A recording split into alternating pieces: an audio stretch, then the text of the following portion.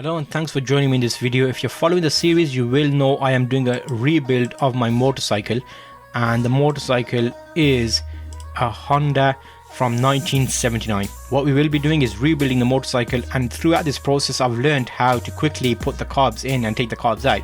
So here's a quick video showing you a real time exactly how long it took me to put the carbs into the motorcycle from scratch. I put on the choke cable, I put on the rev cables, 2 of them, and I managed to get it back in the bike within the time it takes for you to watch this video. Hopefully this helps you understand how long this type of process can take once you get attuned with your bike. What I'm going to do now is leave you with this video with a little bit of music, and you can see how this process flows.